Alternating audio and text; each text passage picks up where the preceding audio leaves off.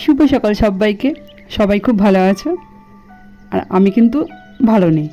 আর ভালো নেই তো কেন তোমাদেরকে বলবো যে বলো আমি ভালো আছি। আজকে মনটাও আমার খুব খারাপ। আজকে তো ষষ্ঠী, আর প্রত্যেক বছর ষষ্ঠীর দিন না আমি আমার বাপের বাড়ি চলে যাই, মায়ের কাছে। এবছর আমি আর মায়ের কাছে যেতে পারলাম না, সেই জন্য না আমার মনটা খুব খারাপ। কী আর করবো বলো, দুই সোনামাকে নিয়ে ছাদের উপর চলে এলাম ষষ্ঠী করতে। আম, দুধ, দই সব ফল গুছিয়ে নিয়ে চলে এসেছি। আর দেখো কত সকালে ঘুম থেকে উঠে সব জোগাড় করে ছাদের উপরে চলে এসেছি, তাও কত রোদ। এত রোদের তাপ না, রোদের জন্য আর ভালো লাগছে না। আর আমি ছাদের উপরে তুলসী তলায় ষষ্ঠীটা করে নিচ্ছি। আর ছাদের উপরে কিন্তু আমার একটা বট গাছ আছে, সেখানে বসেই ষষ্ঠী পুজোটা করে নিচ্ছি। আর এই দেখো আমটা এখন চিপে দিব, যেভাবে ষষ্ঠী করে সেভাবে করে নিচ্ছি, মা যেভাবে করে। কী আর করবো, যখন মায়ের কাছে যাওয়াই হলো না। আমারও মনটা খারাপ করছে, মায়েরও মনটা খারাপ করছে। শোন, আমার পাপা ছুটি পেল না, সেই জন্য যেতে পারলাম না।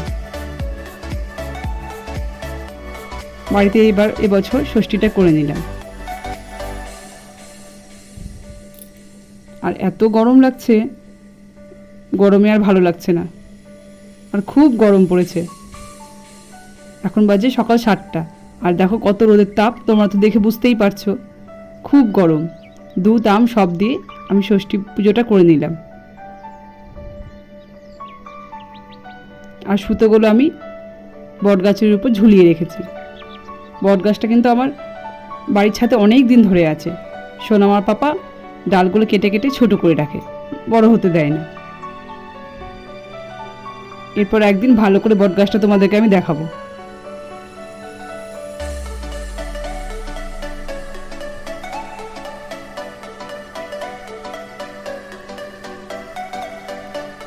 আর যা গরম পড়েছে,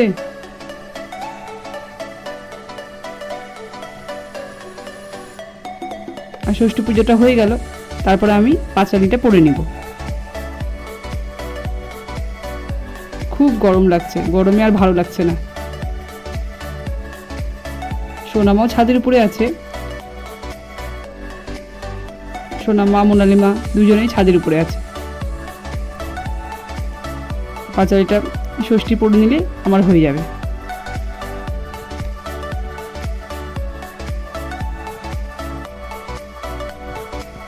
আমার তো পাঁচালিটা পরা হয়ে গেল। এবার আমার দুই সোনামাকে পাখার হাওয়া দিয়ে সুতোটা পরিয়ে দিব। আমার মা আসতে পারেনি তো কি হলো, প্রত্যেক বছরের মতো এবছরে কিন্তু আমাদের সবার জন্য নতুন জামা কাপড় কিনে মা পাঠিয়ে দিয়েছে। আর প্রত্যেক বছর কিন্তু আমরা সবাই নতুন জামা পরে ষষ্ঠী করি। মা যেগুলো আমাদেরকে দেয়, সোনামাকে, মোনালিমাকে। সোনামা, মোনালিমা তো নতুন ড্রেস পরিয়ে আছে, আর আমি গরমে আর পরিনি মায়ের ড্রেসটা। খুব গরম লাগছে। সোনামার পাপার জন্য নতুন ড্রেস মা পাঠিয়ে দিয়েছে, সোনামার পাপা পরে আছে। এবার আমার মোনালি মাকে তো সুতোটা পরিয়ে দিলাম, এবার আমার মৌলি মাকে সুতোটা পরিয়ে দিব। আর দেখেছ, ও কিন্তু সুতোটা পরতে চাইছে না। কেন পরতে চাইছে না, দাঁড়াও তোমাদের গল্পটা করছি।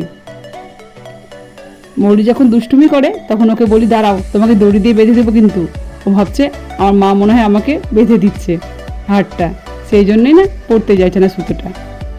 অনেক করে দেখো পরিয়ে দিলাম, সেই জন্য আমি একটু হেসে দিলাম। ওকে বললাম যে মা, তোমাকে কিন্তু আমি বাঁধছি না, ষষ্ঠী সুতো সবাই পড়ে তুমিও পড়ো।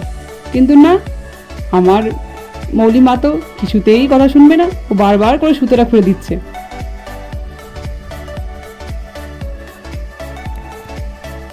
দুই মাকে তো সুতো পরিয়ে পাখার হাওয়া দিয়ে দিলাম। আর এবার এখন দেখো প্রসাদ খেতে বসে গেছি। আম, দই, লিচু, কলা এখন সব খেয়ে নিব। আজকে তো আমরা ভাত খাবো না, দই চিড়ে এগুলোই খাবো। তো চলো খাবারটা খেয়ে নিই। প্রসাদ তো খাওয়া হয়ে গেল। আর ছাদের উপরে না গরমের মধ্যে অনেকক্ষণ বসেছিলাম, আর গলাটাও বারবার শুকিয়ে যাচ্ছে, সেই জন্য একটু না লেবু শরবত করে নিচ্ছি। আর লেবু দিয়ে শরবত খেতে তো এই গরমে খুবই ভালো লাগে। আর ঠান্ডা জল দিয়ে শরবতটা আমি করে নিচ্ছি। আমি আর মোনালি মা খেয়ে নিব শরবতটা। আর মোনালি পাপা তো ডিউটি চলে গেছে প্রসাদ খেয়ে। আর একটু লেবু চিপে দিলাম। তোমাদেরকে তো আসল কথাই বলা হয়নি।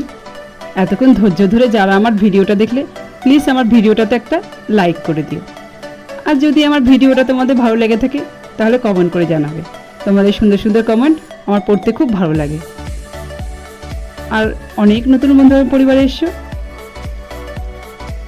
প্লিজ তোমরা আমার চ্যানেলটিকে সাবস্ক্রাইব করে দিয়ে আমার পাশে থেকে যেতে পারো। আমিও ঠিক সময় মতো তোমাদের কাছে চলে যাব। তো শরবতটা এখন খেয়ে নিব। লেবু শরবতটা তো আমার খাওয়া হয়ে গেল। আর এই গরমে কিন্তু লেবু শরবত খেতে খুবই ভালো লাগে। তোমাদেরকে তো গল্প করলাম যে আজকে আমি ভাত খাবো না, চিড়ে দই প্রসাদ এগুলোই খাবার খেয়েছি। আমি যখন ভাত খাবো না এ কথাটা শুনে শোনা আমার বাবা বললো যে তাহলে আজকে আর তোমাকে রান্না করতে হবে না, যা গরম পড়েছে আর পুজো করতেও তোমার আজকে অনেক দেরি হয়ে গেল। আমি যখন ডিউটি থেকে আসবো তখন খাবার কিনে নিয়ে আসবো মোনালির জন্য আর আমার জন্য। তো ভালোই হলো, আমাকে আর দুপুরবেলা রান্না করতে হলো না। রান্নাঘর থেকে একটু ছুটি পাওয়া গেল। আর যে হোটেলটা থেকে খাবারটা নিয়ে এসে না আমাদের বাড়ির কাছেই, বেশি দূরে না। আর খাবারগুলো কিন্তু একদম বাড়ির মতো। আর অনেক কিছু খাবার দিয়েছে, পাঁপড় ভাজা, আলু ভাজা, সবজি, ডিমের অমলেট, মাছের ঝোল। এখন মোনালি আর মোনালির পাপা খাবারটা খেয়ে নেবে।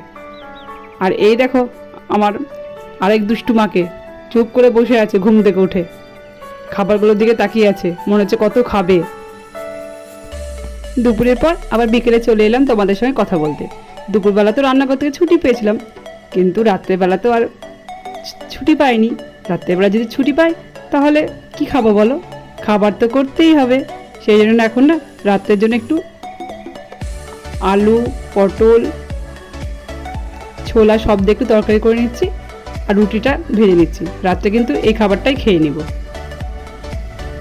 দুবেলা তো রান্নাঘর তো ছুটি পেলে হবে না, যতই গরম লাগুক। আর দুবার যদি ছুটি নিই তো খাবো কি, সেই জন্য রাত্রে খাবারটা তাড়াতাড়ি করে নিচ্ছি। আর খাবারটা আমার করা হয়েও গেল। এই গরমে আর পরোটা লুচি ভাজলাম না। তো বন্ধুরা আজকের ভিডিওটা এ পর্যন্ত।